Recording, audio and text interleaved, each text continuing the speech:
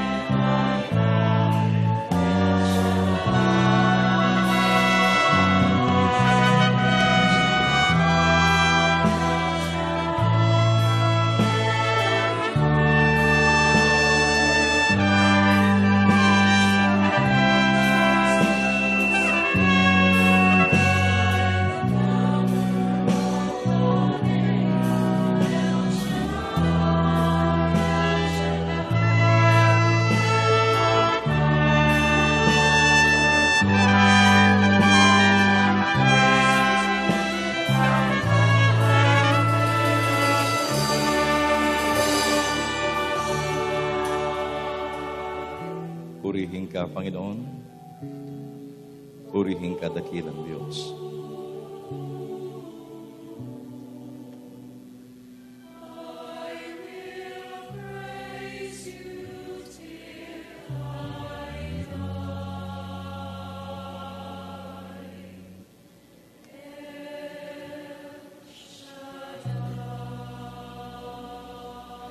Praise God. Hallelujah. Sa ngalan ng Ama, ng Anak, at ng Espiritu Santo. Amen. Ama naming makapangyarihan, alam namin ang iyong mga matay na katuon sa amin ngayon sa lugar na ito. Na itinuturing naming dakong banal sapagkat ito ang iyong inilaan upang kami iyong katagpuin at ikaw ay gayon din sa amin. Tuwing araw ng Sabado, Panginoon, sa aming pagtitipon, ikaw ang aming pinupuntahan. Ikaw ang dahilan bakit kami narito, Panginoon. Hatid namin sa iyo, Panginoon, at alay ang aming taos-pusong pasasalamat at pagsamba. Bunga ng iyong kabutihan na patuloy naming nararanasan sa aming pong buhay sa bawat sandali. Sa mga sandaling ito'y narito rin kami upang pakinggan ka, upang dinggin ang iyong tinig, upang dinggin at isabuhay ang iyong salita para sa aming lahat. Salita mo at presensya mong naghahatid ng kagalingan sa mga may sakit at karamdaman. Salita mo at presensya na nagbibigay kalakasan, nagbibigay pag-asa, nagbibigay ng ginhawa, nagbibigay, Panginoon, ng pag-unlad. Lahat ng mabuting bagay na aming pinapangarap sa buhay ay hatid ng iyong salita at hatid ng iyong presensya. Yamang ikaw ay nandito, Panginoon, kung kaya't sa iyong mga kamay, ipinagkakatiwala namin ang aming sarili't buhay. Gayon din ang aming mga mahal sa buhay na hindi namin naisama ngayong gabi. Umaasa kami't naniniwala, dakilang Diyos, na maging sila ay nasa ilalim ng iyong pangangalaga, ng iyong pagkalinga, at ng iyong pagkupkop. Sapagkat ikaw ang Diyos na sumasa lahat, ikaw ang Diyos na sumasa amin, at sumasaan mang lugar, Panginoon. Kaya ngayong gabi, Panginoon, maganap nawa sa aming lahat ang iyong banal na kalooban. At ang lahat ng ito'y aming inaangkin sa pangalan po ni Kristo Jesus na aming Panginoon. At ang lahat ay tumugon, Amen, Amen, and Amen. Sa ngalan ng Ama, ng Anak, at ng Espiritu Santo. Amen. Ating purihin ang Diyos na makapangyarihan.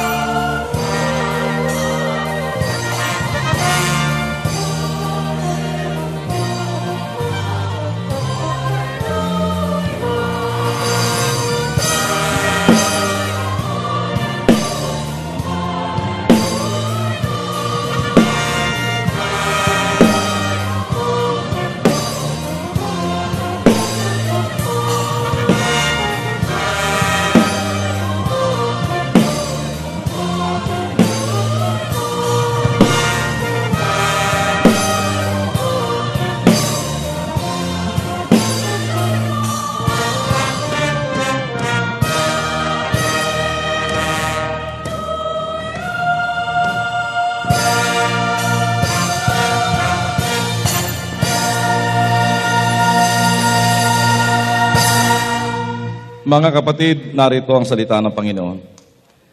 Hahanguin natin ang ating pagbasa sa 1 Peter chapter 1, verses 13 up to 21. Unang Pedro, kabanatang 1, talatang 13 hanggang 21. Therefore, prepare your minds for action. Be self-controlled. Set your hope fully on the grace to be given you when Jesus Christ is revealed. As obedient children, do not conform to the evil desires you had when you lived in ignorance, but just as He who called you is holy, so be holy in all you do. For it is written, "Be holy, because I am holy." Since you call on a Father who judges each man's work impartially, live your lives as strangers here in reverent fear.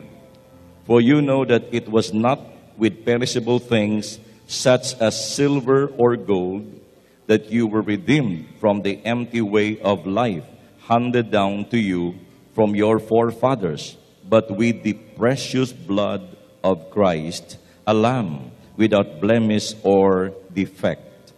He was chosen before the creation of the world, but was revealed in these last times for your sake. Through Him you believe in God, who raised Him from the dead and glorified Him, and so your faith and hope are in God. Sa saling Tagalog, mga kapatid, unang Pedro, kabanatang 1, talatang 13, kaya nga ihanda ninyo ang inyong mga isipan, magpakatatag kayo at lubos na umasa sa pagpapalang tatamuhin ninyo kapag nahayag na si Hesu Kristo. Bilang mga anak, sundin ninyo ang Diyos at huwag ang masasamang hilig tulad ng ginagawa ninyo noong kayo'y wala pang tunay na pagkaunawa. Yamang ang Diyos na humirang sa inyo ay banal, dapat kayong magpakabanal anuman ang inyong ginagawa. Ayon sa nasusulat, magpakabanal kayo sapagkat ako'y banal. Walang itinatangi ang Diyos. Pinapahalagahan niya ang bawat isa ayon sa mga ginawa nito.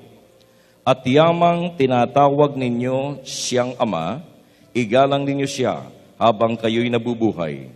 Alam ninyo kung ano ang itinubos sa inyo sa walang kabuluhang pamumuhay na inyong minana sa inyong mga magulang. Ang itinubos sa inyo'y di mga bagay na nasisira o nauubos, panis ng ginto o pilak, kundi ang buhay ni Kristong inihain sa krus. Siya ang korderong walang batik at kapintasan. Itinalaga na siya ng Diyos sa gawaing ito, bago pa nilikha ang daigdig. At alang-alang sa inyo, ipinahayag siya bago sumapit ang katapusan ng mga panahon. Dahil sa Kanya, nananalig kayo sa Diyos na sa Kanya'y muling bumuhay at nagparangal.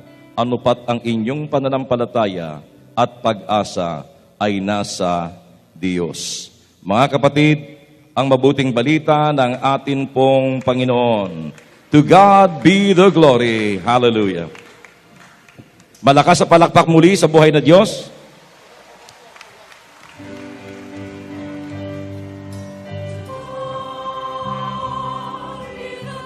Let us worship the Lord together. Open your mouth and sing unto the Lord, for God is worthy to be praised.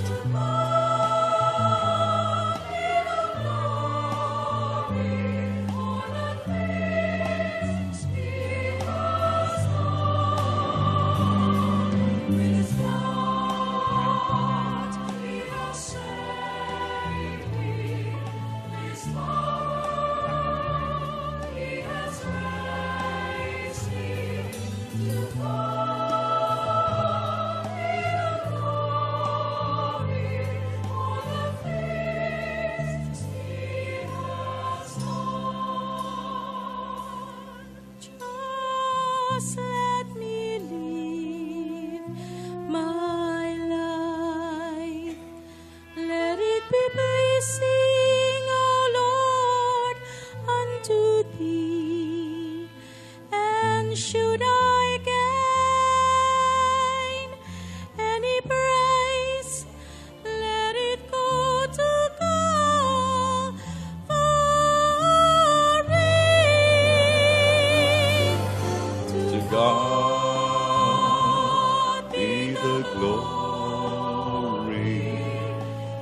God be the glory. To God be the glory for the things He has done. With His blood He has saved me. With His power He has raised me. To God be the glory for the things He has done. To God be the glory. To God be the glory. To God be the glory for the things He has done. He has saved me. He has raised me.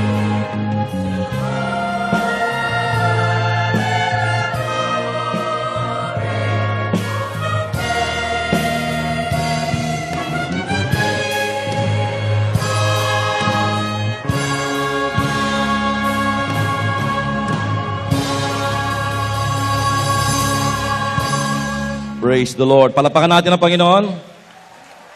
Praise God. Now, find your partner for the meantime. Hindi partner in life ang hahanapin nyo, ha? Kundi partner lang ngayong gabi. Find your partner para sa ating mathematical computation. At bawat addition na gagawin natin, meron tayong isisigaw. Ito'y lagi kong pinagagawa. Ang unang isisigaw at ilalakas natin, kapatid, ayos ka ba dyan? 1 plus 1. 1, 2, 3. Kapatid, ayos ka ba dyan? Ang susunod na isisigaw sa 3 plus 3, hindi pa ayos kasi hindi pa tapos. Kaya walang uuwi na hindi pa tapos. Oh? 1 plus 1, 1, 2, 3. Kapatid, ayos ka ba dyan? 3 plus 3, 1, 2, 3, 4, 5, 6, 7. Hindi pa ayos kasi hindi pa tapos. At panghuli ang ating isisigaw, hindi pa tapos kasi hindi pa ayos. Okay? Again? Kasi hindi pa ayos. Yan yung pangatlo, ha? Okay. 1 plus 1. 1, 2, 3. Kapatid, ayos ka ba dyan? 3 plus 3. 1, 2, 3, 4, 5, 6, 7. Hindi pa ayos kasi hindi pa tapos. 7 plus 7. 1, 2, 3, 4, 5, 6, 7, 8, 9, 10, 11, 12, 13, 14, 15. Hindi pa ayos. Palapakan natin ang Panginoon. Ilabas ang inyong mga prayer request at ating itataas sa Diyos ang lahat ng ating pong mga kahilingan. At kasama ng ating mga kahilingan ng lahat ng bagay-bagay na gusto nyong ipabless sa ating Panginoon. Okay? Itaas, ilabas ang inyong mga kahilingan at ganoon din ang lahat ng bagay-bagay na nais yung pagpalain ng Panginoon. Katulad ng wallet, bag, handbag, Bible, rosary, panyo, tubig, langis, documents, passport, o anuman na nais yung ipabless kay Lord. Itaas natin ang may buong pananampalataya as we sing, I know the Lord will answer all my prayer. Thank you, Lord.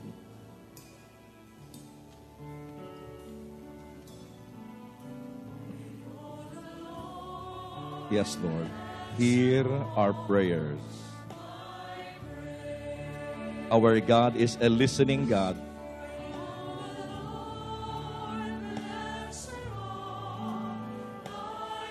Our God is an answering God.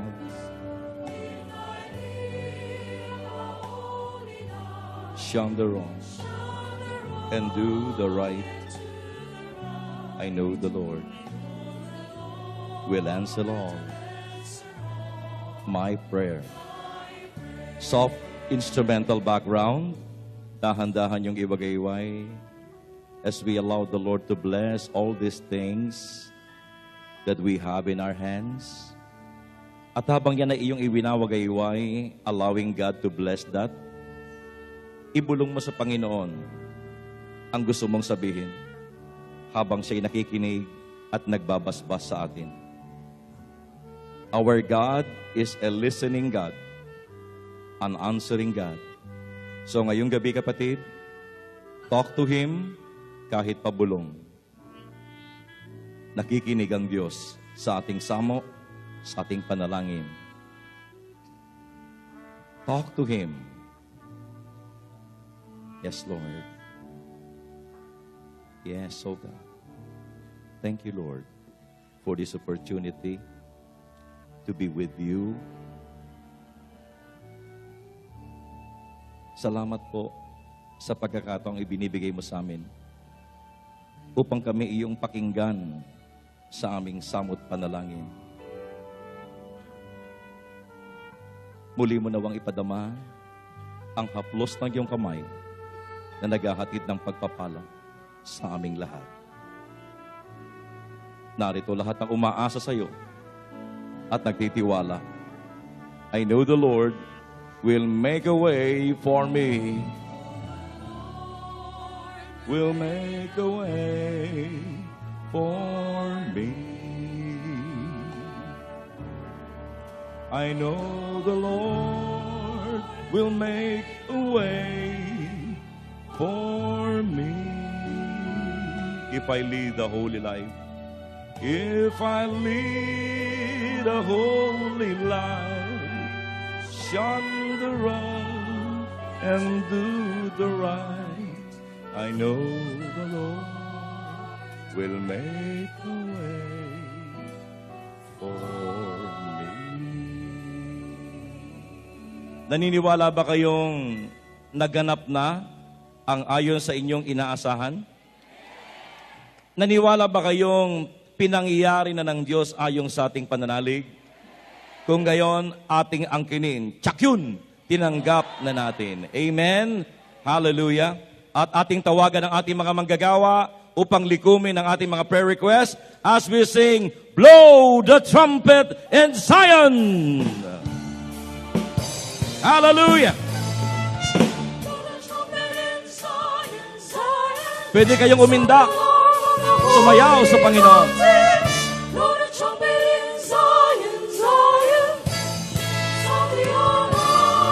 Praise God. Glory to Jesus.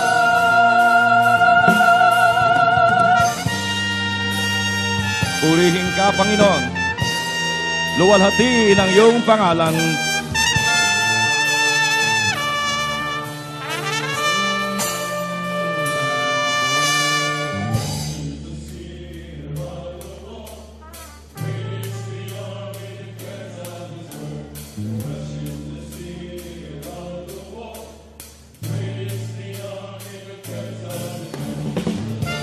Labas ang ating mga panyo. Wagayway.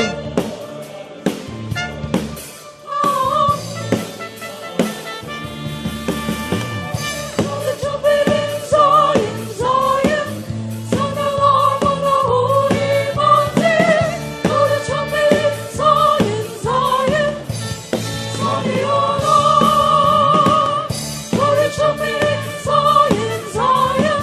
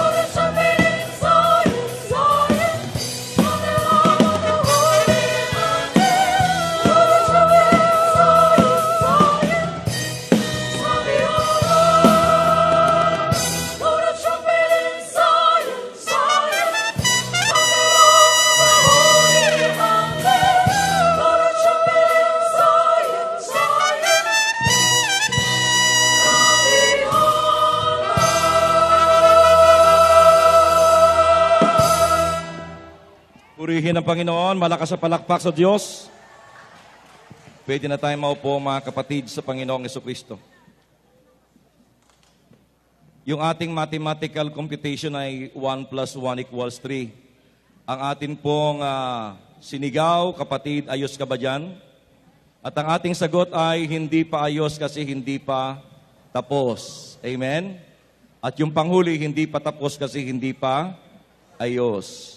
Mga kapatid sa Panginoong Jesucristo, sinong umaamin na marami pang dapat ayusin ang Diyos sa buhay niya? Amen. Amen. Kasi medyo nasira tayo ng konti sa pamagitan ng kasalanan.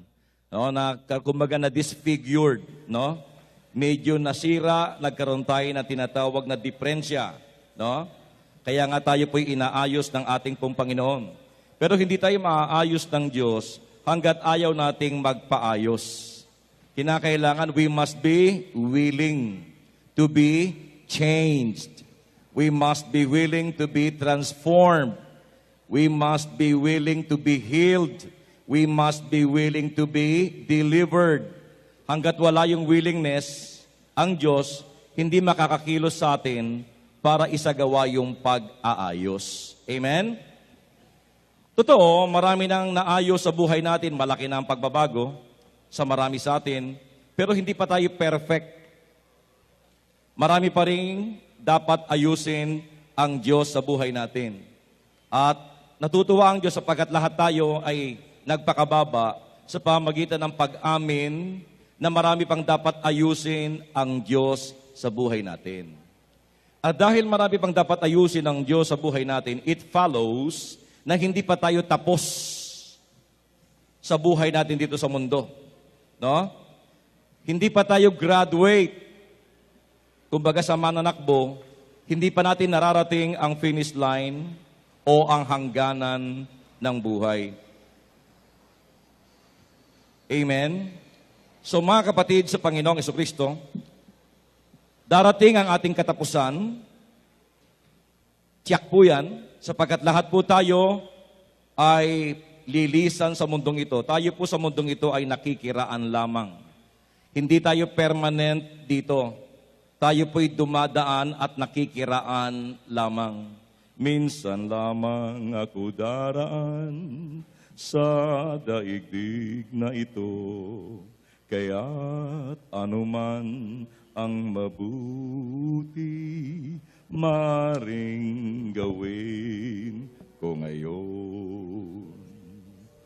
O anumang kabutihan ang maaari kong ipadama,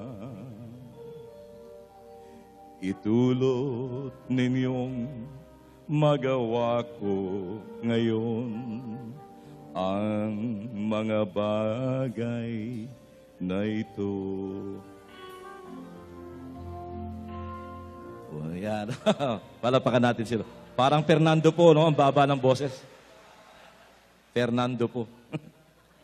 So, nakikiraan lang, sapagkat hindi tayo talagang taga rito. Meron tayong tunay na destination doon, sa kabila pa roon, sa piling ng ating Panginoon. Dito, permanent at medyo maiksi lang ang ating pamamalagi, pero doon sa ating lilipatan sa kabila, walang hanggan ang buhay doon. Buhay sa piling ng Panginoon. So dito, nakikiraan lang tayo at nakikigamit ng lahat ng bagay na ating pinakikinabangan. Isinilang tayong walang dala, aalis tayong walang dala-dala. Kaya yung ating mga hawak at hinahawakan at pinakikinabangan at ginagamit, nakikigamit lang tayo dyan. Amen? Lilisan tayo at lilisan na wala tayong babaunin.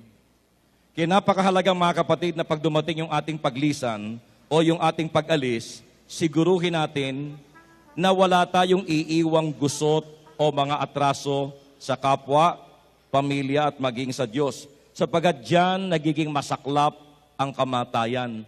Nagiging mapait ang kamatayan kapag aalis ka na marami kang iniwang gusot, atraso sa kapwa at saka sa Panginoon.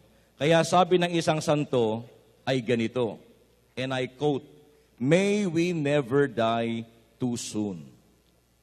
So tayong lahat ay mamamatay. Amen?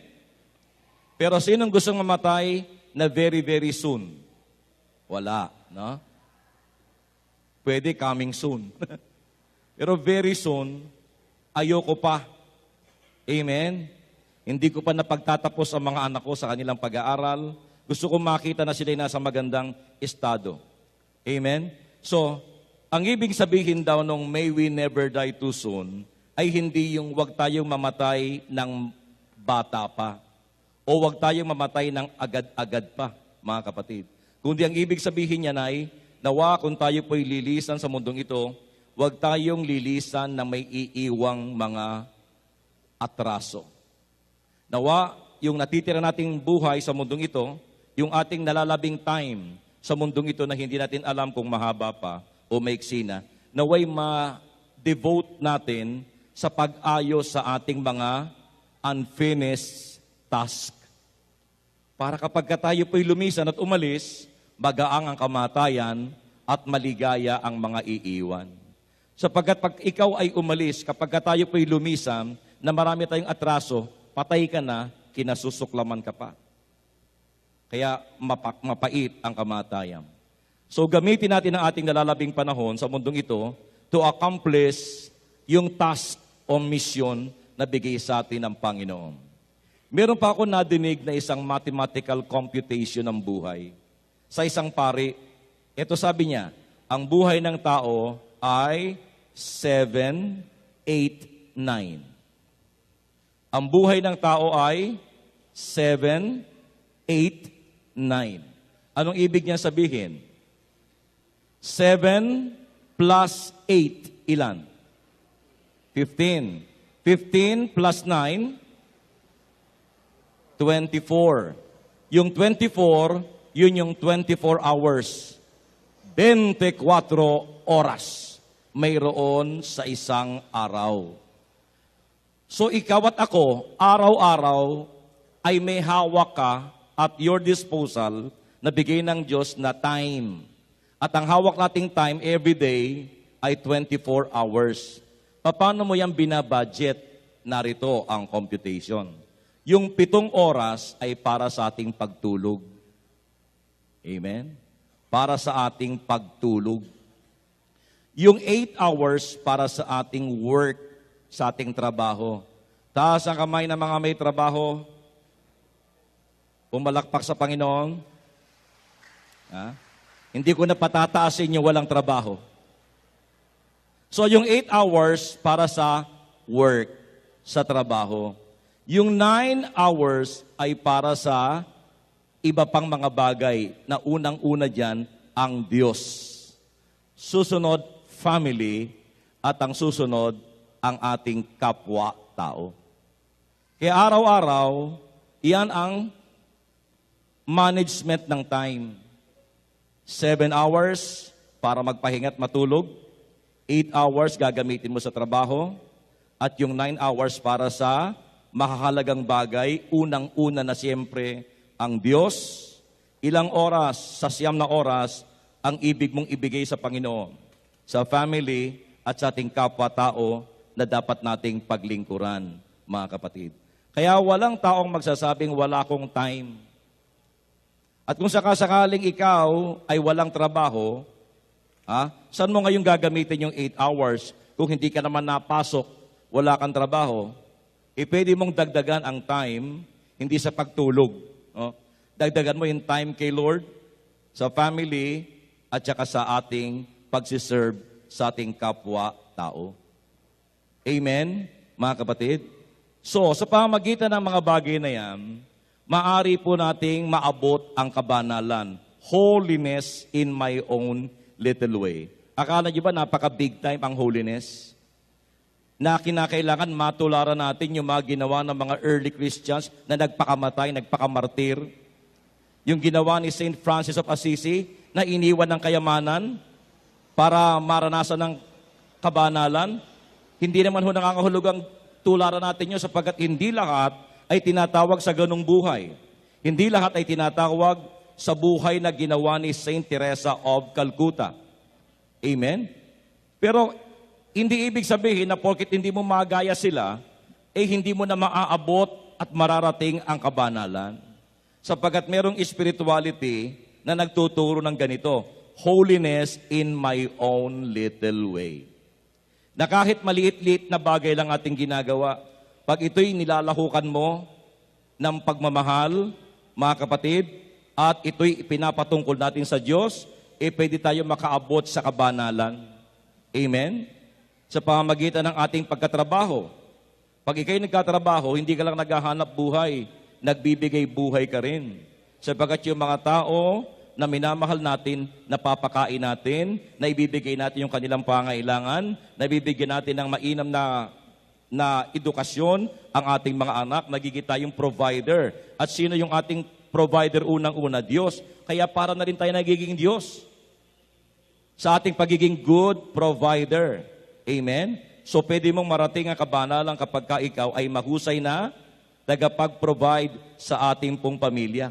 Lalo na kapag tayo po ay may time sa Panginoon. Kapag ka yung ating oras ay lagi nating binibigyan ng mahabang oras ang Panginoon, katulad ng ginagawa nyo ngayon. Kanina pa tayo nandito.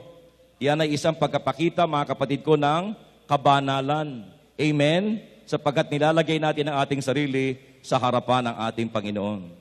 Palapakan natin ang Panginoon. Ang aking paksa ngayong gabi ay ayon sa binasa ko, ay pinamagatan po nating holiness is for you. Para sa ating lahat, not for a few. Ang kabanalan ay hindi lamang para sa mga pari, misyonero, madre, o yung mga full-time servant of the Lord. Hindi po. Ang kabanalan ay para sa lahat ng tao. So God calls everyone to a holy life. Amen? God calls everyone to a holy life. Lahat ng tao ay tinatawagan ng Diyos sa buhay kabanalan. Hindi lahat tinatawag na maging pare, madre, misyonero o preacher na katulad namin. But all are called to a holy life. Sabihin niyo, holiness, kabanalan.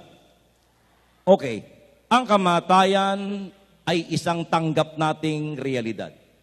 Ang kamatayan ay isang naglulumiad na katotohanan na ating kasasapitan.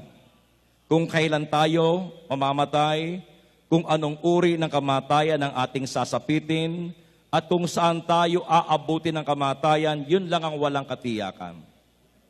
Pero ang tiyak, ang certain na certain, lahat tayo matatapos at mamamatay at lilisan sa mundong ibabaw. Pag ikaw nag-interview at nagtanong sa mga tao, doon sa realidad ng kamatayan na maaari niyang maranasan, at iyong tanungin, sa paanong paraan mo gusto kang mamatay? Karamdaman ba? Aksidente, sakuna? Karamihan ng sagot, tulog. Yung ako'y natutulog. Amen. Kaya may mga namamatay sa gawain dahil tulog. Natulog. Na-answered prayers siya. Napaka-practical. Kesa yung ikaw ay mamatay na naghihingalo at nagkakandahirap at ang dami nakasalpak sa ating katawan. Mas mainam mamatay at kunin ka ng Panginoon sa akto na ikaw ay tulog. Kaya pala ang pagtulog, pagka natutulog ang isang tao, masdan mo parang patay, di po ba?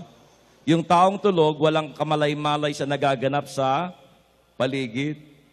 Kaya yung patay, yung natutulog, para ding patay kung titingnan. O mamaya, pag uwi natin, magpapractice na naman tayo, mga kapatid. Amen? So mga kapatid, sa Panginoong Jesucristo, ang kabanalan ay para sa atin pong lahat. Amen? Lahat ay tinatawag sa buhay nito. Ngayon, kapag tayo namatay, saan nyo gustong mapunta? O, kapag ka si Jesus ay muling dumating, yung final, yung kanyang yung final coming, mga kapatid ko, yung nasa purgatorio, malilipat na yan sa langit. Ang nasa purgatorio ay wala ng tsansa na mapunta sa impyerno. Hindi katulad ng mga nasa mundo. Tayo mga nabubuhay ngayon, kapag tayo po ay nireject natin si Kristo, sa huling hininga natin, yun talagang, halimbawa may tao talagang, kasi mahirap patunayan yun eh. Meron ba talaga tao, Brother Rapi, na huling-huling hibla ng hininga, tinanggihan niya, Panginoon? Mahirap natin yun patotohanan. Napakahirap. Pero just in case, no, assuming na may ganong tao, Brother Rafi, paano kung merong isang tao talagang namatay at namatay, nireject ang Panginoon? Saan siya mapupunta? Kapag may ganong katao, impyerno yun talaga. Pero ang tanong ko, meron ba ganong klase talagang tao? Yun ang mahirap patunayan. Nakikinig po ba kayo? Sapagkat ako naniniwala, kahit gaano kasama ng isang tao, sa sandali ng kanyang kamatayan, hahanap at hahanapin niya at babalik sa Panginoon eh. Sa kanyang lumikha. Amen? Kaya mahirap ang patutuhanan kung meron talagang taong ganon. Amen? Ngayon, kapag tayo namatay, saan nyo gusto mapunta? Langit o impyerno? Lahat ang gusto mapunta sa langit, pumalakpak sa Panginoon na nakataas ang dalawang kamay. Sabihin mo sa iyong katabi, kapatid, banal ka ba? O, ang requirement para mangyari yung ating pangarap na makapasok sa langit ay kabanalan. Kaya ang tanong banal ka ba? Lahat gusto makaakyat sa langit. Lahat gusto makapunta sa langit. Pero ang alam niyo bang requirement sa Bible para makapasok doon? Holiness.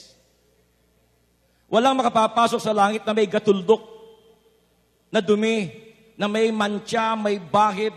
Kinakailangan pure, malinis, dalisay para makapasok sa langit. Kaya dyan makikita nyo na practical at napaka-essential para mangyari yung ating pangarap na makapasok sa langit. Napaka-essential, napaka-practical at napaka-basic need ng tao ang kabanalan. Kaya ang kabanalan, hindi natin dapat ipinagkikibit balikat as if na okay lang kahit di ako banal. Hindi. Dahil pangarap ko makapasok sa langit pag namatay tayo. Iyang requirement para makapasok doon, sabi sa Bible, kinakailangan banal. Katulad ng ating Panginoon, sabi ng Panginoon, be holy, for your God is holy. Amen? Magpakabanal kayo sapagkat akong inyong Diyos ay banal. At ngayon, okay, yun yung kapag ka namatay. O ngayon, dito sa mundong ibabaw, sino sa inyo nagnanais na ang kanyang buhay maging matiwasay, masagana, at matagumpay? Taas ang kamay. O ang requirement din yan para mangyari, kabanalan din. Amen? Sapagkat ang sabi ng Panginoon, Matthew 6:33, seek ye first the kingdom of God and His righteousness, and all these things shall be added unto you. Anong ibig sabihin yung seek ye first the kingdom of God and His righteousness? Kabanalan po yun. Pag sumakita ninyong pagharian kayo ng Diyos, kaya't yung taong pinaghaharian ng Diyos ay taong banal, holy.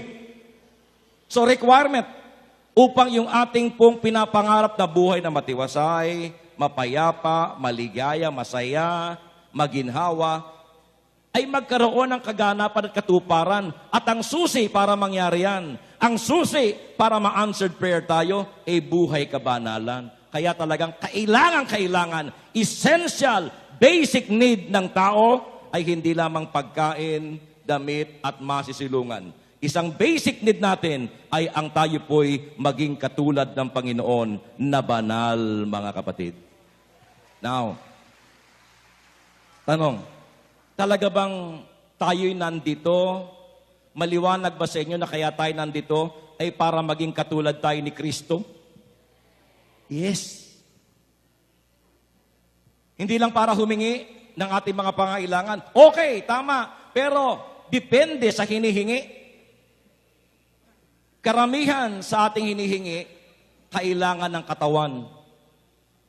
Bihibihira ang humihingi sa kailangan ng kanyang kaluluwa at ng kanyang espiritu. Sapagat maraming tao nag-aakala, yumaman lang ako, ayos ng buto-buto, wala nang problema. Basta't makamtang ko lang ito, bahay, lupa, sasakyan, pag-aral ko mga anak ko, ayos ng buto-buto, hindi yun totoo. Amen?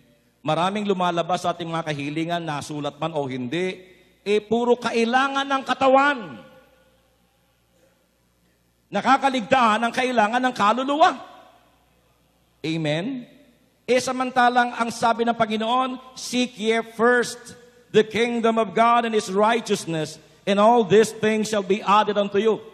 Sa puntong yan na sinasabi ng Panginoon, hindi sa Diyos na maramot, hindi sa Diyos na killjoy, hindi sa Diyos na nag-aarimuhan na magbigay sa kanyang mga anak na nangangailangan.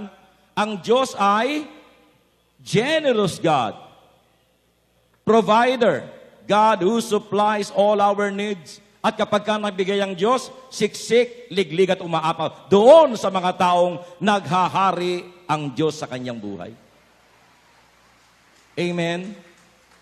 So kaya tayo nandito, kaya tayo nakikinig sa salita ng Panginoon, sumasamba, nananalangin, nag-aaral ang salita ng Panginoon, para sa anong dahilan? Para maging katulad ni Jesus. Amen? Para maging katulad ng ating Panginoong Jesucristo. Sapagkat ako'y nakakatiyak, ayon sa Biblia, na ang makatulad tayo ng Panginoong Jesus, ito talaga ang makabubutis sa tao. Nakikinig ko ba tayo? Kapag yung ating ugali ay katulad na ni Kristo, ito'y makabubuti sa atin. Amen? Malalayo tayo sa gusot at mga kapahamakan. Kaya ngayong gabi mga kapatid sa Panginoong Jesucristo, ipinakikita ko lang po sa inyo ang pagiging praktikal na ating pong hingin sa Diyos itong bagay na ito na maging katulad tayo ng ating Panginoon. So, ang ating paksay pinamagatan nating holiness is for you. Sabi po sa ating binasa, verse 15, but just as He who called you is holy, so be holy in all you do. For it is written, be holy because I am holy. So, God calls everyone to a holy life. Sa buhay kabanalan, ito ang ating panawagan. Okay, 1 Peter chapter 1 verses 15 to 16. Ito yung binasa ko kanina, no? Yamang ang Diyos na humirang sa inyo ay banal. Dapat kayong magpakabanal. Anuman ang inyong ginagawa. Ayon sa nasusulat, magpakabanal kayo sapagkat ako'y banal. Ano man ang ating ginagawa, magpakabanal daw tayo. Dapat. Talagang obligado tayo. Hebrews chapter 12 verse 14, magpakabanal kayo at sikaping makasundo ang inyong kapwa sapagkat hindi ninyo makikita ang Panginoon kung hindi kayo mamumuhay ng ganito. Ang bigat. Kaya napakahalaga pala na bago tayo lumisan sa mundong ito, tiyakin natin na wala tayong iiwang atraso kanino man. Na lahat ng mga nasirang ugnayan, dapat nating maayos. Sikapin ninyong makasundo ang inyong kapwa sapagkat hindi nyo makikita ang Panginoon kung hindi kayo mamumuhay ng ganito. Hindi tayo makapapasok sa langit kapag marami tayong kaaway at kagalit. Amen? Ephesians chapter 1 verses 3 to 4. Magpasalamat tayo sa Diyos at Ama ng ating Panginoong Hesukristo. Pinagkalooban niya tayo ng lahat ng pagpapalang espiritual dahil sa ating pakikipag-isa kay Kristo. At sa ating pakikipag-isang ito, hinirang na niya tayo bago pa nilikha ang sanlibutan upang maging banal at walang kapintasan sa harapan niya. O, nakita niyo? Amen?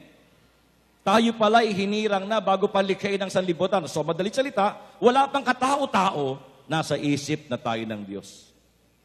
Dahil wala pa yung sanlibutan eh. Wala pa yung mundo bago likhain ang sanlibutan. Hinirang na tayo. So wala pa yung tatay natin, nanay natin, lolo, lola. Wala pang tao dahil wala pa yung sanlibutan. Nasa isip na tayong lahat ng Panginoon.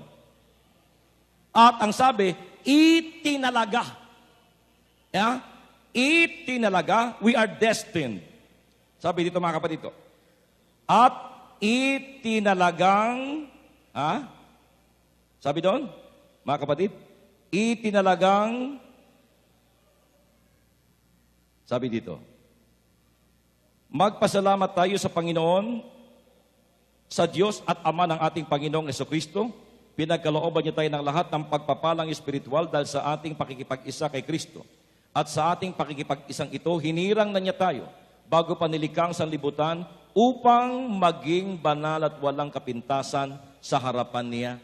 Amen? So ito yung ating calling. At ito ang ating tadhana. Ito ang ating destiny. Ang maging holy at ang maging banal. Na Diyos ang may plano. Makikiisa lang tayo sa plano ng Panginoon. Huwag tayong pipiglas. Ikaw at ako ay kanyang hinirang at itinalaga na maging banal. O payag ka ba doon? Sama ka ba kay Kristo? Willing ka bang magpadala kay Kristo? Amen? Siya ang nagpaplano at siya nagbibigay sa atin ng lahat ng biyayang espiritual para maisakatuparan ito. 1 Thessalonians chapter 5 verse 23, Unang Thessalonica chapter 5 verse 23, naway lubusang kayong pabanalin ng Diyos na siyang nagbibigay ng kapayapaan at naway panatilihin niyang walang kapintasan ang buo ninyong katauhan, ang espiritu, kaluluwa at katawan hanggang sa pagparito ng ating Panginoong Heso Kristo. Palakpakan natin ang salita ng Panginoon.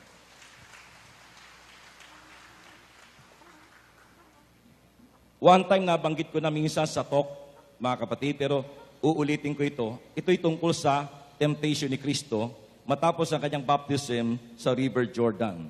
Matapos siyang mapuspos ng Espiritu, siya'y dinala ng Espiritu sa ilang. At doon sa ilang, nagkaroon sila ng encounter ni Satan. At ito ang unang banat ng demonyo sa kanyang unang-unang tukso kay Kristo. Ang sabi ng demonyo, if you are really the Son of God, then tell these stones to become bread. Kung talagang ikaw ay anak ng Diyos, sabihin mo nga sa mga batong ito na maging tinapay, tell these stones to become bread. Anong sagot ng ating Panginoon? Man does not live on bread alone, but on every word that comes from the mouth of God. Yan ang sabi ng Panginoon. Now, anong ibig sabihin ni Satan sa kanyang sinabi kay Kristo? Na ang ibig niyang sabihin kay Kristo ay ganito, Jesus, ang pinakamahalaga sa lahat ay ang bodily needs. Ang kailangan ng katawan. Hindi mahalaga ang spiritual needs ng tao. Kaya kalimutan mo na yung mission mo to save them. Mag-magic ka lang. Just be a good economist. Pasaganain mo lang ang ekonomiya na walang nagugutom, lahat kumakain. At lahat merong tinapay sa hapagkainan at may inumin. Okay na yan. Sapat na yan upang ang tao ay iboto ka at gawing kanilang presidente ng kanilang buhay. Nakikinig po ba kayo? Pero sabi ng Panginoon, dadagdagan ko lang parang palabok. Tama yan, Satanas. Tama ka. Mahalaga ang kailangan ng katawan.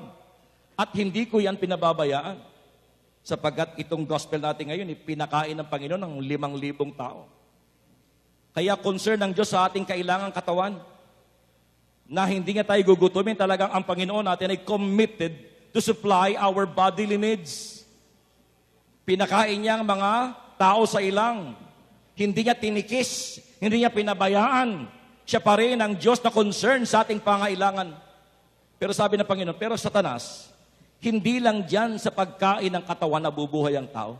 Meron pang pagkain na nagbibigay buhay, ang salita ng Diyos na kailangan ng kaluluwa ng tao. Amen? May sinabi dito ang isang manunulat. Allow me to read. When men begin to forget their souls, they begin to take great care of their bodies. So many have been concerned with the body that they neglect the soul. And in neglecting the soul, they lose the appetite for the spiritual. Gluttonous about the perishable, they become indifferent to the everlasting. Napakaganda. Sa sandaling ang tao ay makalimutan niya ang kanyang kaluluwa at nakalimutan niya ang pangangailangan ng kanyang kaluluwa sapagkat ang body at kaluluwa ay parehong may pangangailangan. Kaya ang body, ang katawan at kaluluwa, parehong nagugutom at nauuhaw. Kaya lang ang tanong, saan napupunta ang ating atensyon para bigyang katugunan ang kanyang uhaw at ang kanyang kagutuman? Usually sa body. At ang sabi dito, kapag ang tao po ay nakaligtaan at nakalimutan ang pangangailangan ng kanyang kaluluwa, doon siya ngayon nagsisimulang bigyan masyado ng pagkapahalaga ang kanyang body. Amen. Puro body na ang kanyang iniintindi. Pagkapaganda ng katawan, pagkapalusog ng katawan, lahat na makapagbibigay ng ginhawa sa katawan, ibibigay niya masahe, spa, pagpapaganda, vitamin, exercises, gym, pati mga retoke, banat dito, injection doon, lahat na yan. Para pagandahin ang kanyang katawan. At yun na ang symptoms na napapabayaan at nanineglect ang kanyang espiritu. Sapagkat sa totoo lang, ang taong malalim ang espiritual na buhay, sumisimple ang buhay. Tama, mali? Nawawala yung vanity of vanities. Ha? Sumisimple. Agree or disagree? Ang tao talagang deep ang kanyang spirituality, sumisimple ang buhay. Hindi mapaghanap. Kung ano meron siya, masaya siya.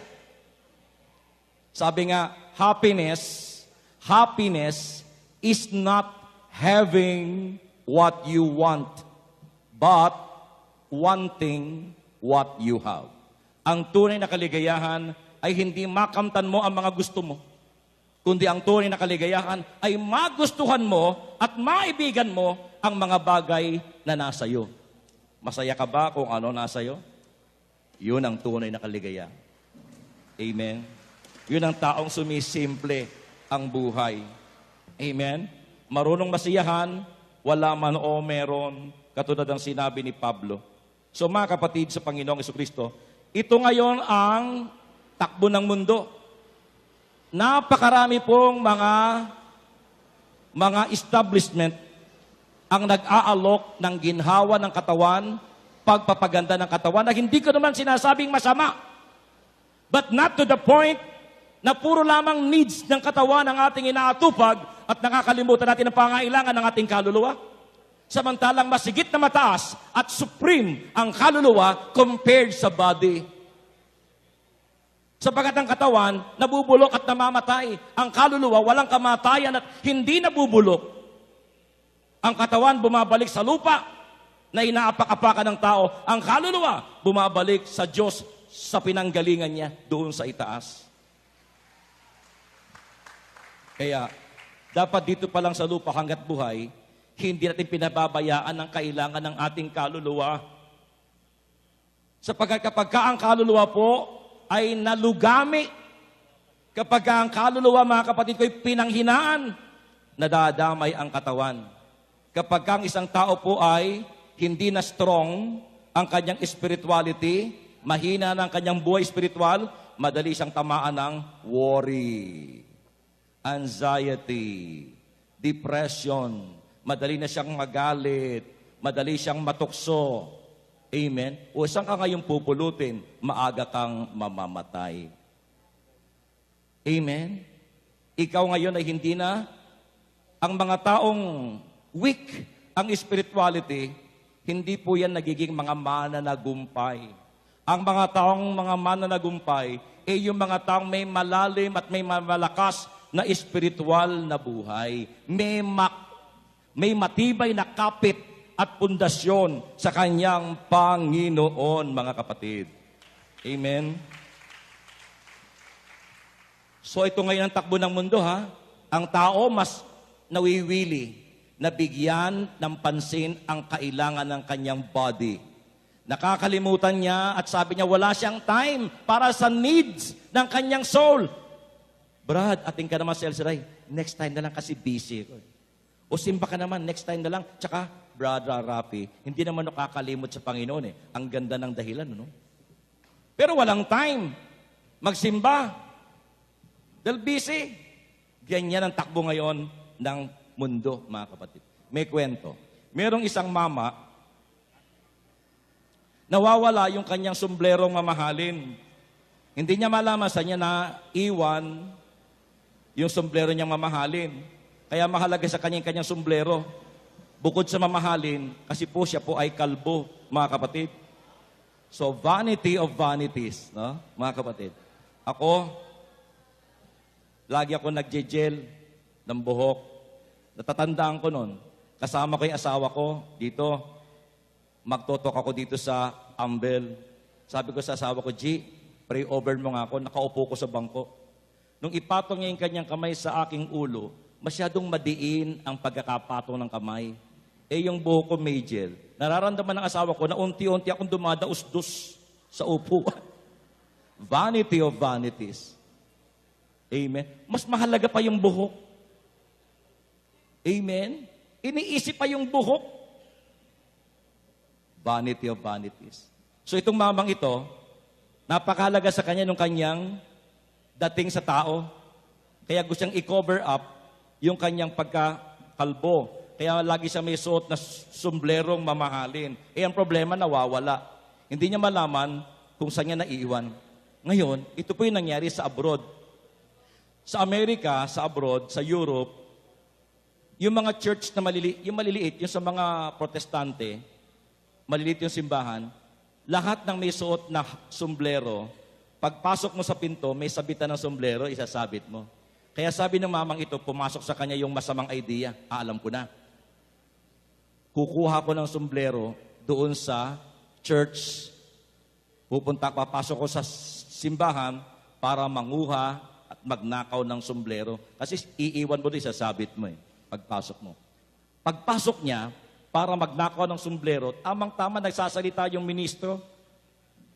Nagpipreach yung ministro. Yung preaching ng ministro ay talagang buhay na buhay. Hataw talaga. At ang kanyang tinotok at pinaliliwanag yung tungkol sa 10 utos. 10 utos.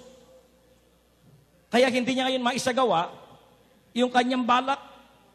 Hanggang sa natapos yung service, natapos yung gawain, o ugali ng mga ministro, pagkatapos ng gawain, nakikipagkamay sa kanyang mga attendees na dumalo.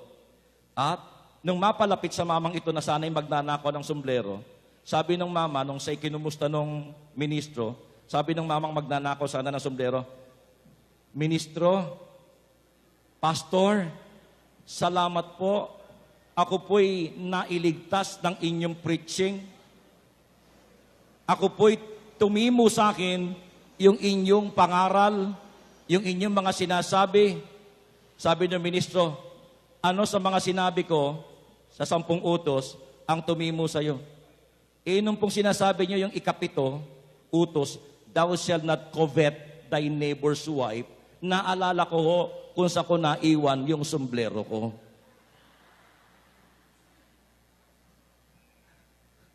Nung pinapangaral ng ministro na wag mong pag-iinteresa ng asawa ng iba, doon niya naalala, doon ko pala naiwan yung sombrero ko sa asawa ng kumpare ko. Hallelujah. Amen. Mas mahalaga pa yung ulo niya kaysa kaluluwa niya. Nakikinig po ba kayo? Huwag pababayaan ang kailangan ng kaluluwa. Amen? Sapagkat napakahalaga niyan. Kapag ang ating kaluluwa ay nanghina, damay agad ng katawan, madaling tamaan ng sakit, madaling tamaan ng karamdaman, tsaka iilap sa atin ang grasya.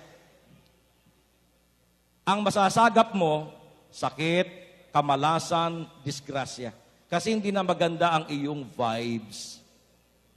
Pero kapag ang isang tao po'y puspos ng espiritu, matibay ang kanyang spiritual life, attracted sa kanya ang lahat ng mabuting bagay, attracted sa kanya ang pagpapala ng may kapal. Amen? So ngayon, ano ang basihan ng panawagan nating ito to be holy? Ang basihan nito ay because God Himself is holy. Yun ang basis. So bakit kinakailangan tayo magpakabanal? Kasi ang ating Diyos, banal. Sa Kanya tayo uuwi, bandang huli. Sa Kanya tayo umaasa. Siya ang ating provider. Siya yung ating protector. Siya yung ating savior. At pag namatay tayo, sa Kanya tayo lilipat. Sa Kanya tayo uuwi. Sa piling ng Diyos tayo nanggaling. Sa piling ng Diyos tayo babalik. At yung ating babalikan at pinagkakautangan ng lahat, ang katangian niya, holy siya at banal. Kaya tayong Kanya ay sinasabi ng Panginoon, magpakabanal kayo sapagkat akong inyong Diyos ay banal. Amen? Mahal niyo ba ang Panginoon? Mahal ba natin si Lord? Lahat na nagmamahal sa Panginoon, pumalakpak sa Diyos. So, we must be holy because our God is holy. And another basis for holiness, because we are created in the image and likeness of God. Walang taong nilikha na masama. Nung likhain ng Diyos ang tao, nung ito'y kanyang tingnan, natuwa siya because it is good. Natuwa ang Diyos nang makita yung kanyang nilikha. Good. Nakikinig po ba kayo? Walang nilikha ang Diyos na inutil at masama. Lahat ng kanyang nilikha, mabuti. At dahil tayo po'y nilikha sa wangis ng Diyos, nakawangis ng Diyos, ang bawat isa sa atin ay may capacity to live a holy life. May kakayahan, may kapasidad na maging banal sapagkat we are created in the image and likeness of God. Walang sino man sa ating nilikha na kawangis ng demonyo. Tayong lahat ay nilikhang kawangis ng Diyos. Kaya tayong lahat ay mayroong capacity na makapamuhay ng banal dahil sa pagkakalikha sa atin ng Diyos. Kwento. Ito'y hindi totoo, kwento lang ito, siste. At hindi biblical, pero kwento. Nung bago pa lamang nalikha, alam niyo sa Rome, sa Greece, may mga tinatawag sila mga dioses, mga Diyos-Diyosan, si Zeus, Apollos, Neptune, mga gods din po yun. Kaya lang small g. Hindi yan yung mga tunay na Diyos, kundi mga gods na maliit na G. Okay? Nung bago pa lamang likha ng Diyos ang mga gods na ito, na wala pa silang mga pangalan, wala pang Apollos, Zeus, wala pa. At yung tao, bagong-bagong likha pa lang, mamasa-masa pa yung clay, mamasa-masa pa yung alabok, na kung saan galing yung tao. Mga kapatid, itong mga Diyos-Diyos na maliliit na G, yung mga gods, mga goddesses, inggit na inggit sa tao. Sapagkat ang tao, nilikhang kalarawan ng Diyos. Amen? Yung image ng Diyos nasa tao. Inggit na inggit itong mga gods na to, mga kapatid. Kaya sila nag-meeting. Paano kaya natin nanakawin yung kanilang, yung image ng Diyos sa buhay nila? Yung na sila'y nilikhang kalarawan ng Diyos. Paano kaya natin nanakawin? At kung manakaw natin at makuha, saan kaya natin itatago? Sabi ng isa, mahirap itago yan dito sa mundo. Pag kinuha natin yung image of God sa kanila, at itinago lang natin dito sa earth, sa tao na napaka-inquisitive, naku, later on, matatagpuan din nila yan.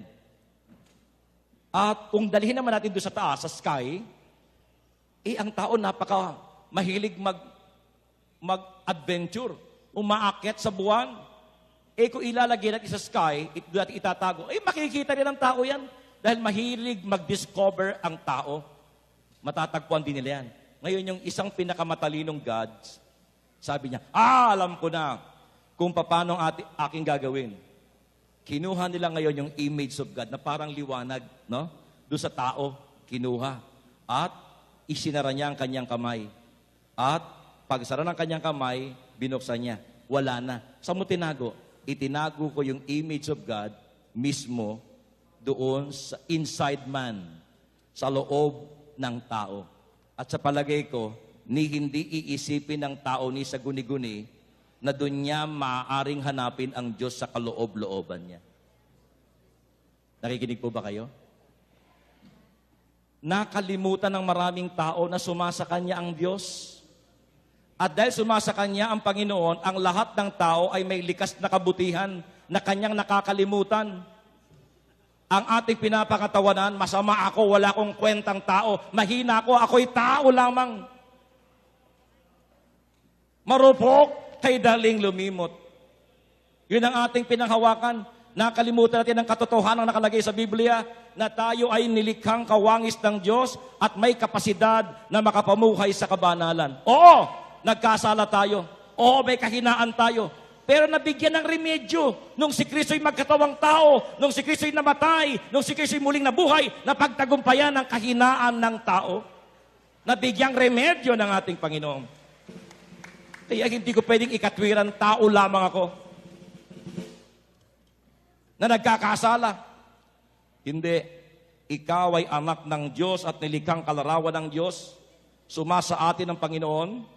At yung ginawa ng Panginoon na nagkatawang tao, inangkin niya ang kahinaan natin.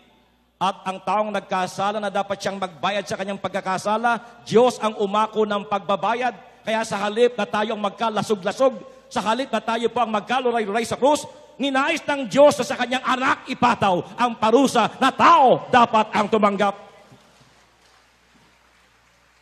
Namatay siya bilang kabayaran sa kasalanan.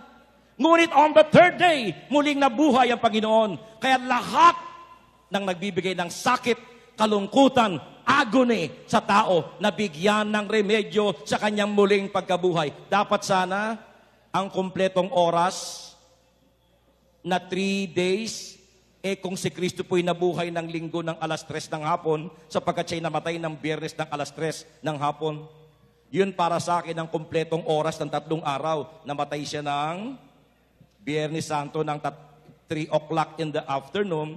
Ang kumpletong oras ng 3 araw para sa akin, kung siya'y nabuhay ng ikatatlo ng hapon ng linggo. Pero hindi na hinintay ni Jesus ang 3 o'clock in the afternoon ng linggo. Madaling araw pa ng linggo, magbubuk ang liwayway pa, siguro alas 4 ng madaling araw, nabuhay na ang Panginoon. Minadali niya ang sagot sa ating mga paghihirap. Hindi niya hinayaang lumawig pa at humaba ang paghihirap ng tao. Sapagkat ang kanyang muling pagkabuhay ang sagot sa lahat ng ating paghihirap. Ang kanyang muling pagkabuhay ang sagot sa ating mga kalungkutan. Sapagkat kung hindi siya muling nabuhay, anong saysay back na tayo nandito? Kung hindi siya muling nabuhay, anong pag-asang naghihintay sa mga may sakit? Wala. Walang himala, walang himala. Bakit? Sapagkat yung magbibigay ng himala, patay. Sino ang tutulong sa atin? Sino manggagamot at magpapagaling sa atin? At yung taong napakasama, wala nang pag-asa magbago. Dahil sino ang tutulong sa kanya para magbago? Patay. Pero hindi, mga kapatid ko. Si Jesus ay muling nabuhay, minadali ang kanyang pagkabuhay sapagkat ayaw niyang palawigin at pahabain ang ating paghihirap. Amen? Ganyang kahalaga tayo sa Panginoon. So mga kapatid, ang Diyos ay hindi somewhere out there. Ang Diyos ay sumasa atin. Amen? At ang gawain ito ay pagpapaalala na ikaw ang templo ng Panginoon. Your body, our bodies, ang templo ng Holy Spirit. Sumasa atin ang Diyos. At sumasa atin ang Panginoon, ikaw ay likas na mabuti. Walang likas na masama. Amen? Alam kong medyo may kahirapan ng kabanalan. Hindi ganun kadali, pero pwede, kaya. Nagiging katwiran lang natin, tao lang ako. Marupok, kay daling lumimot. Sapagkat tayo'y tao lamang. Amen? Ang tao'y marupok, kay daling lumimot sa Diyos na ang lahat, siya ang nagdulot. Madaling lumimot. Kaya nga ipinapaalala ng gawaing ito. Ipinapaalala tuwing meron tayong mga misa may gawain na ang Diyos ay nandyan, hindi tayo iniiwan. Nais ng Diyos at tayo po'y tulungan. Now, mga kapatid ko, palakpakan natin ang Panginoon.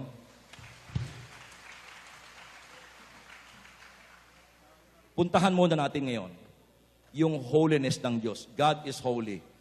Ang kabanalan ng Diyos ay kaiba sa kabanalan na ating tinatahak. Sapagkat ang kabanalan ng Panginoon ay consistent. Ibig ko sabihin, perfect, ganap, absolute. absolute holiness, ang pagka-holy ng Diyos. Ibig sabihin, yung kanyang mga gawa, yung kanyang iniisip, yung kanyang sinasabi at mga salita ay consistent sa kanyang kabanalan, hindi katulad natin. Nagsisikap tayong magpakabanal. Pero kung minsan, yung ating sinasabi, lihis sa kabanalan. Amen? Nagsisikap tayong magpakabanal, mga kapatid ko. Pero kung minsan, yung ating mga sinasabi, lihis sa kabanalan. One time galing po ako sa Tuwi, Batangas. May gawain doon. Merong last trip. Inabot ko yung last trip, mga kapatid. At ako'y nakaswerteng may upuan pang natitira. Pagod na pagod ako nung araw na yon. Talagang pagod na pagod. Napakalayo, etc. Tsaka maaga nagising. So pagod na pagod. Kaya gusto ko talaga makaupo. No? Di nakaupo ako ngayon. Itong bus na ito, dahil nga last trip, talagang suyod. Lahat ng may madaanang tao na nagpapara, isinasakay. Hanggang sa unti-unti napupuno na yung pinaka-aisle ng bus na puro nakatayo. Hanggang sa may sumakay na babaeng buntis. At sabi ng konduktor, pasok kayo sa loob, pasok kayo doon pa, pasok kayo. Naku, di nakaupo ako. Sabi ko, wag tumapat sa akin. Kasi pag tumapat sa akin, matitiis mo ba yon? Di ba? Salamat naman, lumagpas sa akin. Salamat. Makakapahinga ko at makakatulog. Di umaandar na yung bus. No? Naalala ko yung buntis. May nagpaupo kaya? Paglingon ko, nakatayo pa rin yung buntis. Wala nagpaupo. Naalala ko nung mga panahong yung buntis din yung misis ko. At bigla sumagi sa isip ko, kung yung misis mong buntis ang nakatayo dyan at walang magpaupo, anong mararamdaman mo? Sabi ko, sister, kayo na po umupo dito. Preacher, nagtuturo kami ng kabanalan, pero may ganong isip akong umiiral. Amen? Naalala ko rin si Brother Meding, nakasakay siya sa bus, pagod din siya, may sumakay babae, no? Para hindi siya maobligang ibigay yung upuan niya, nagtulog-tulugan siya. Nakatulog siya totoo. Pagising niya, lagpas na siya doon sa kanyang bababaan. Sabi ni Brother Meding, yung kanyang puso naaawa sa babae. Amen? Yung kanyang damdamin naaawa. Kaya yung katawan niya lang niya, ang nagkasabi na, masarap umupo. Hindi consistent ang ating kabanalan. Hindi consistent yung ating mga ginagawa, sinasabi, iniisip, sa kabanalan na gusto nating makamtan. Minsan umiiral pa rin sa atin yung pagiging magagalitin, masakit pagsalita, mapaminta sa tao. Minsan nadadala tayo ng mga kalaswaan, nakakapanood na mga hindi nararapat panoorin, nakapagbabasa na mga hindi dapat basahin. Minsan natutukso, mga kapatid, hindi consistent, but not God.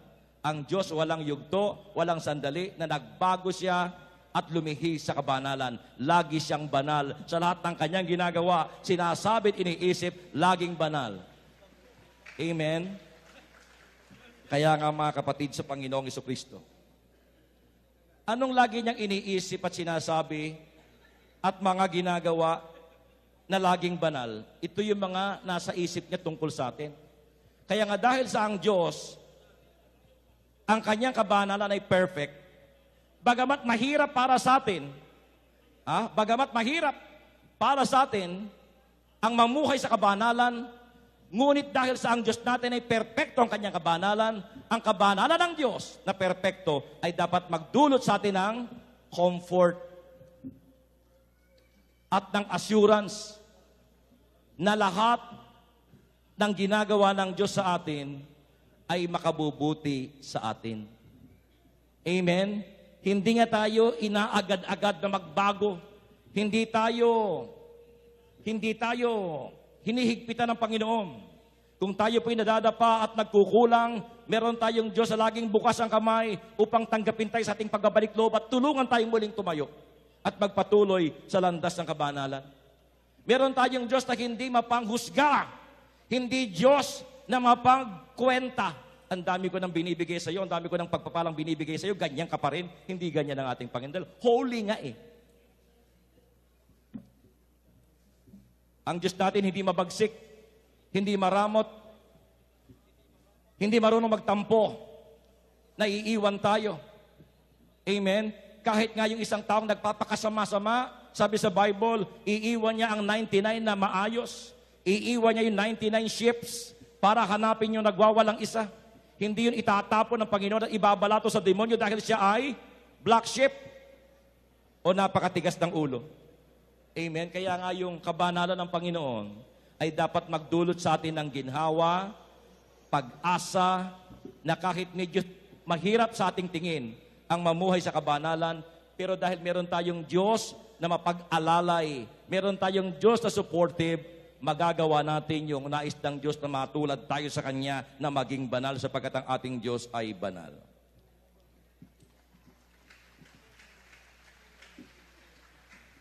Ang ating temptation na hinaharap is usually we question God, we complain. Amen? Kaya nga one time nasabi ko po mga kapatid, ang Diyos ay makapangyarihan sa lahat. Magagawa na Diyos ang lahat ng bagay maliban sa isang bagay na hindi niya magawa-gawa until now. Ang Diyos makapangyarihan, all-powerful. Pero meron siyang hindi magawa hanggang ngayon sa ating lahat. Ano yon? God cannot please everybody. Hirap na hirap ang Diyos na paligayahin ang lahat. Meron at meron pa ring reklamong lalabas sa ating bibig. Meron pa ring mga angal, daing na lalabas sa ating bibig sa kabila ng lahat na ang Diyos ay hindi nagkukulang ni tayo'y pinababayaan. And yet, nandyan pa rin ang reklamo, angal ng tao. Mahirap tayong paligayahin. Yan ang hindi magawa ng Panginoon. Mga kapatid ko, we question God, we complain as if na ang Diyos ay hindi holy. Kaya every time na ako'y magreklamo at aangal sa Diyos, I am questioning His holiness. Pinalalabas ko na hindi siya banal. Sapagkat sa tingin ko, nagkukulang siya. Pinababayaan niya ako. Iniiwan niya ako. May favorite siya. Amen? Pero hindi siya ganon. Siya ang Diyos na maawain at mahabagin na hindi tayo iiwan magpakailanman. Palapakan natin ang Panginoon.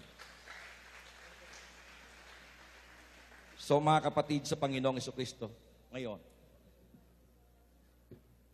kailangan natin isipin ngayon at magpasya. Ikaw ba'y kumbinsido na mahalaga ang kabanalan? Iyan ang requirement para yung buhay natin sa mundong ito maging matagumpay, mapayapa at maayos. Yan ang susi upang yung ating mga kahilingan na makabubuti sa atin ay mapangyari. Kabanalan. At yan din ang requirement pag nawala na tayo sa mundong ito para mangyari ang ating mga pangarap na napakataas na pangarap. Ano yon? Ang makapasok sa itaas, ang makapasok sa langit. Ang susi ay kabanalan. Kaya kapatid, yakapin natin ang kabanalan. Holiness is for you, not for a few. Ito'y para sa ating lahat. Kaya natin to? Sapagkat kasama natin ang Diyos? Amen. Now, a holy person, sabi ni Father Anton, at ako'y nag-a-agree. At sa sinabi niyang definition ng holiness, naging simple, unawain ang kabanalan. Sabi ni Father Anton, a holy person is a loving person.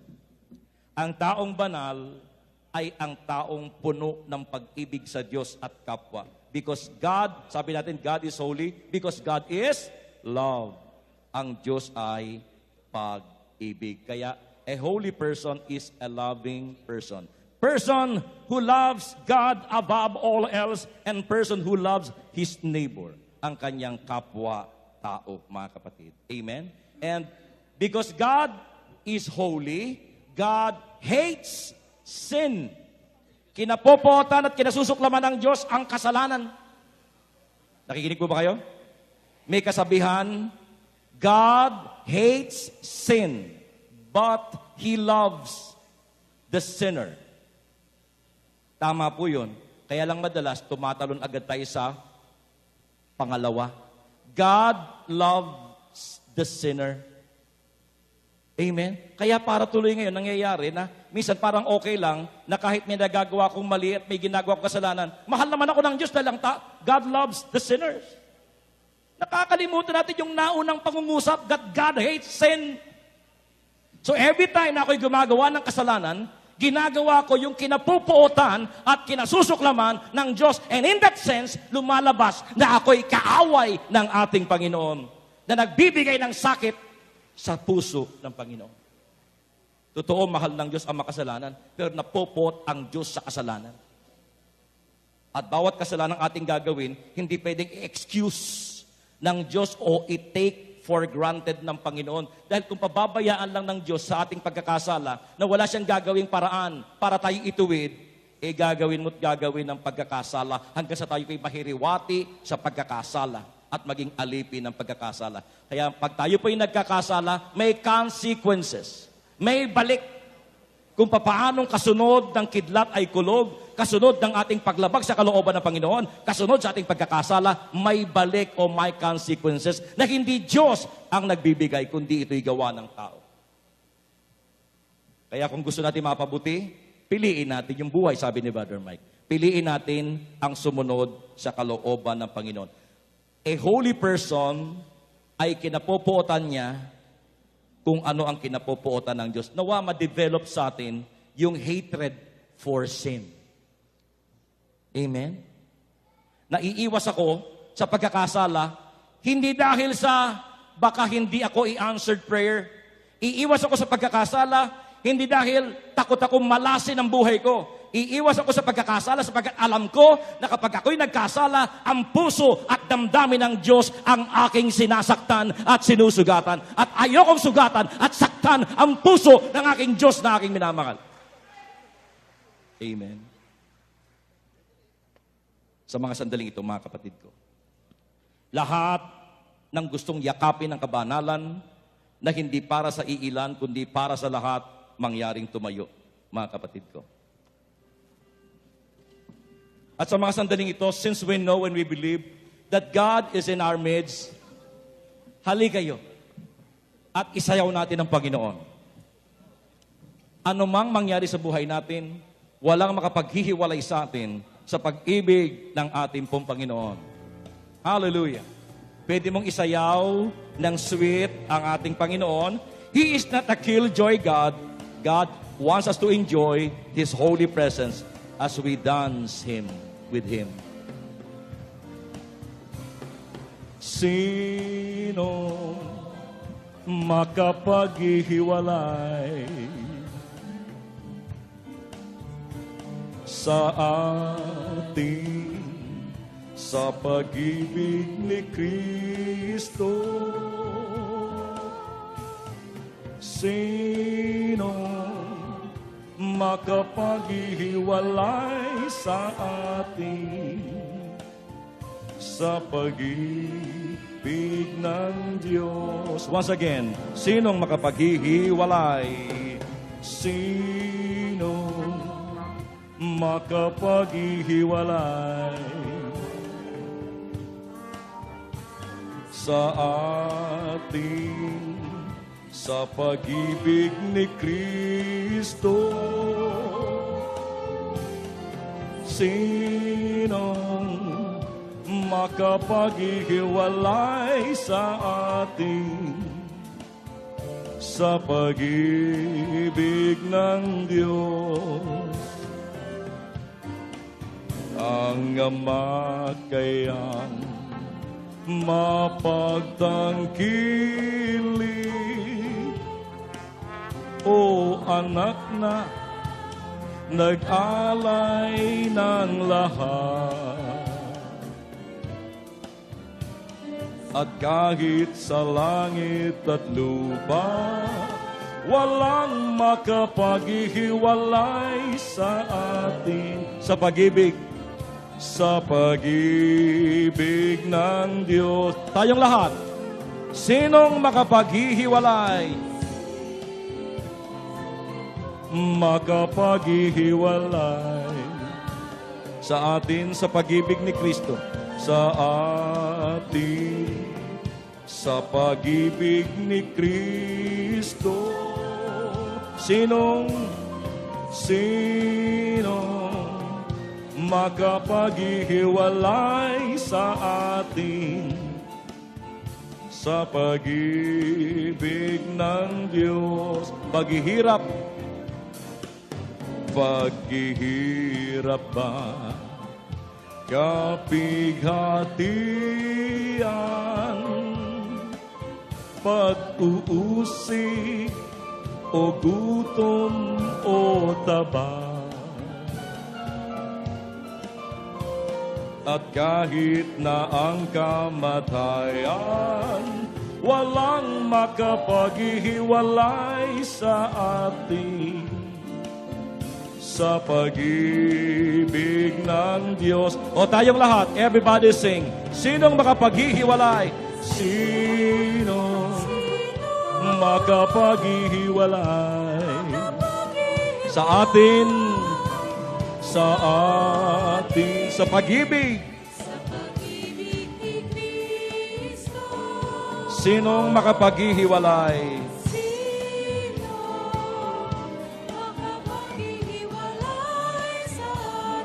Sa pag-ibig ng Diyos. Sa pag-ibig ng Diyos. Walang makapaghihiwalay sa atin sa pag-ibig ng Panginoon. God loves you. Amen. Lahat ng kumbinsido na mahal siya ng Diyos, pumalakpak ng malakas. At lahat ng kumbinsido na napakahalaga ng buhay kabanalan, pumalakpak din.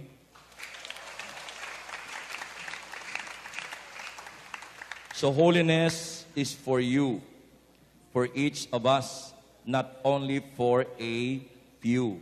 At kaya natin to sapagkat ito gusto ng Panginoon para sa atin. At sa mga sandaling ito, mga kapatid ko, sa Panginoong Jesucristo, itaas natin sa Diyos ang ating mga kamay.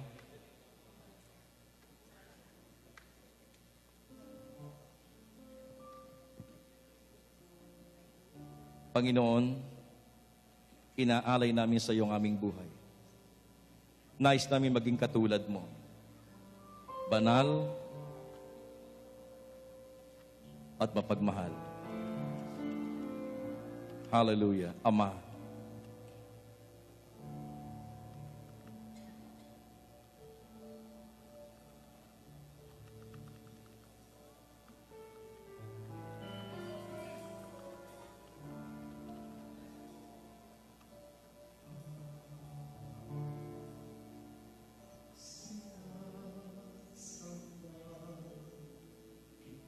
nakatuon ang mata ng Panginoon mula sa langit. We are now standing before the Lord, standing on the holy ground. Kita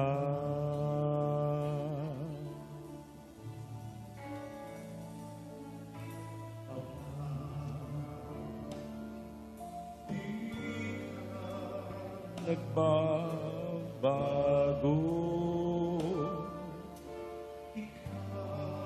ay laging totoo, tapat sa pangako mo.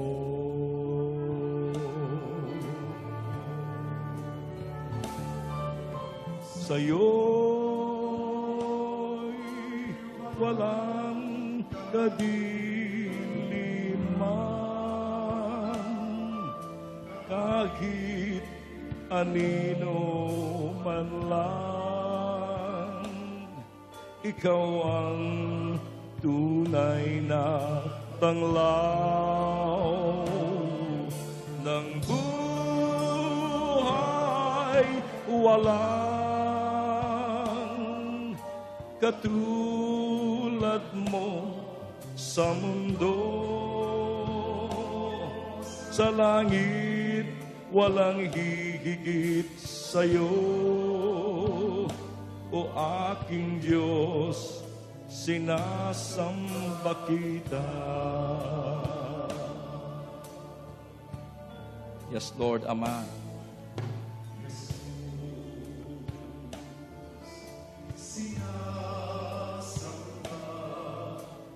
kita. Ikaw ang Diyos na banal, sinasamba kita.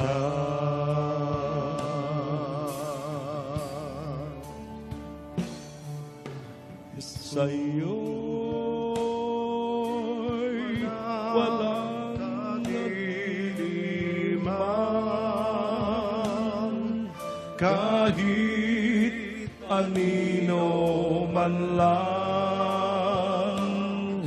Ikaw ang tunay na tanglaw ng buhay. Walang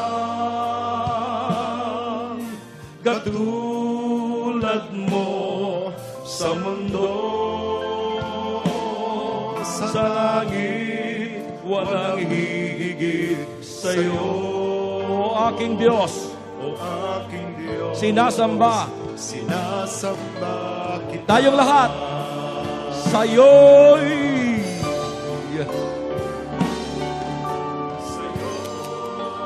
walang kadiliman.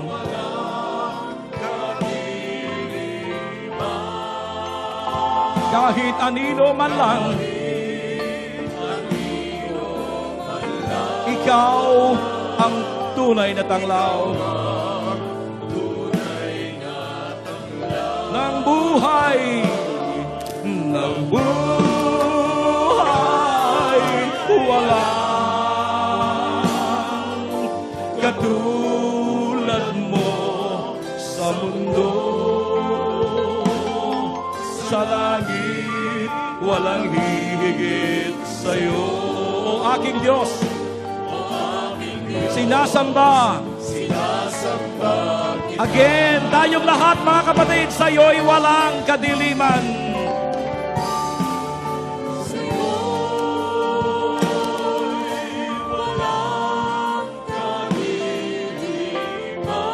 Kahit anino man lang, ikaw ang tunay na tanglaw ng buhay, ng buhay. Walang katulad mo sa mundo.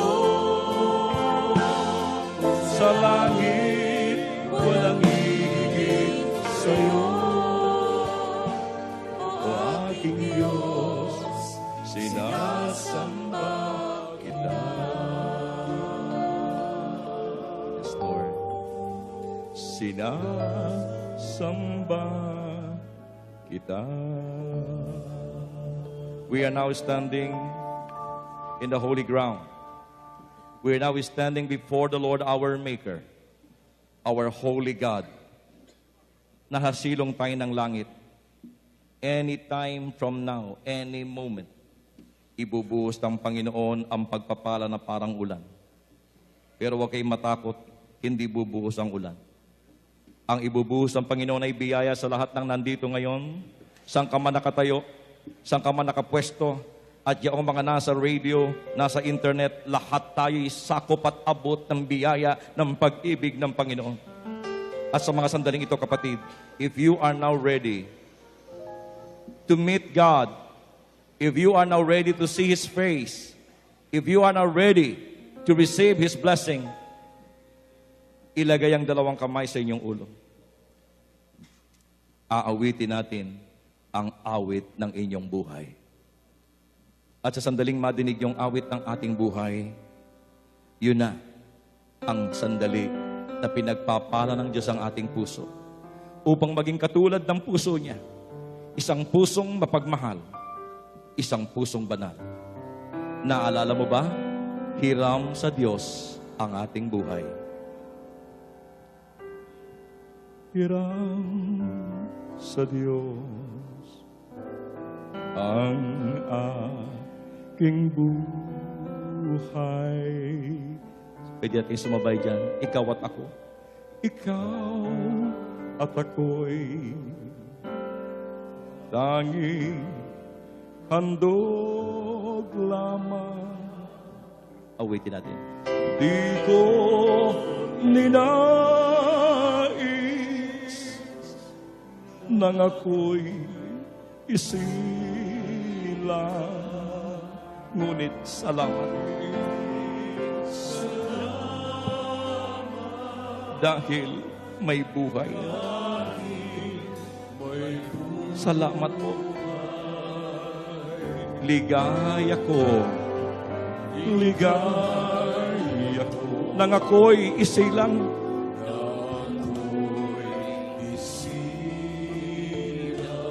Pagkat tao ay mayroong dangal.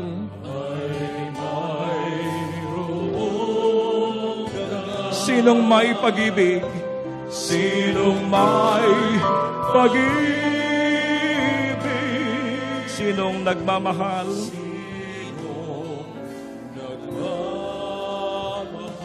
Kung di ang tao. Diyos ang pinagmulan. Sang pinagmulan. Kung di ako umibig, kung di ko man bigyang halaga ang buhay kong handog.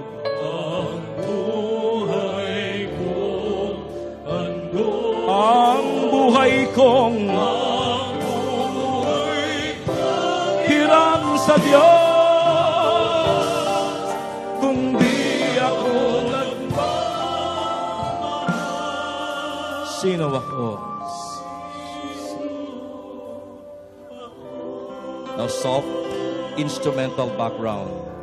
Panginoon, yakapin mo po kami. Kami na yung minamahal. Na kung misa'y nagkukulang, nakakalimot, bumabagsak, at nadadapa. Pero salamat, Panginoon. Nandiyan ka na handang umunawa, umalalay at mangalaga. Nandiyan ka na laging handang tumanggap sa iyong mga anak na nagbabalik loob at nagsisisi. Panginoon, hindi ka namin ipaghihiya kay Satanas. Ikaw ang aming pinili. Lingapin mo kaming lahat na narito ngayon, Panginoon. Ang aming puso at kaluluwa ay uhaw na uhaw sa inaalok mong kabanalan. Panginoon, mula ngayon, pagsusumakita namin ang mamuhay sa kabanalan. Ligaya ko nang ako'y isilang. Taas ang dalawang kamay sa itaas ng langit. Tumingala sa langit. Masdan ang mata ng Panginoon. Tumingala ka sa langit, sa kaitaasan, na balang araw ay iyong pupuntahan at uuwian. Sino nagmamahal kung di ang tao? Diyos ang pinagmulan.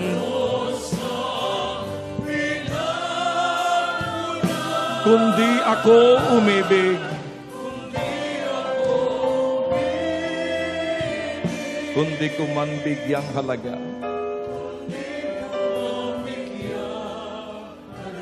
ang buhay kong handog.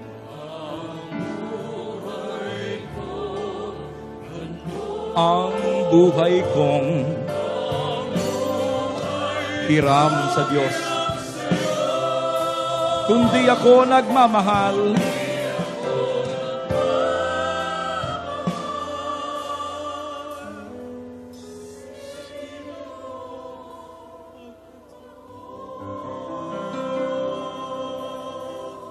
ika'y anak ng Diyos, banal at nagmamahal.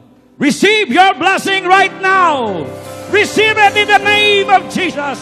Hallelujah. Tanggapin mo, kapatid. Sahurin mo ang biyaya ng Panginoon. baunin ang biyaya at himala ng Panginoon. Iuwi at baunin ang biyaya ng Diyos. Receive your blessing. Galing sa Diyos na banal ang pagpapala ang ating tinatanggap ngayon. Naniniwala ka bang naganap na? Naniniwala ka bang tinanggap mo na? Amen. At sa mga sandaling ito, sama-sama tayong manalangin para kay Brother Mike sa ating punong lingkod, sa kanyang mission abroad, at para sa ating minamahal na Santo Papa, at sa ating bagong hinirang na Pangulo ng Pilipinas, ang ating pong Presidente Duterte. Dalangin namin gabayan sa ng Panginoon at naway masagap niya ang guidance ng Panginoon. Pagpapala naway sumaating bansa, sumaating lahat, at sumaating pamilya. We ask the intercession of our Blessed Mother Mary, together with all the saints in heaven. This we ask in the name of Jesus Christ, our Lord. Amen and amen. In the name of the Father, Son, and of the Holy Spirit. Amen. Let's give thanks with a grateful heart.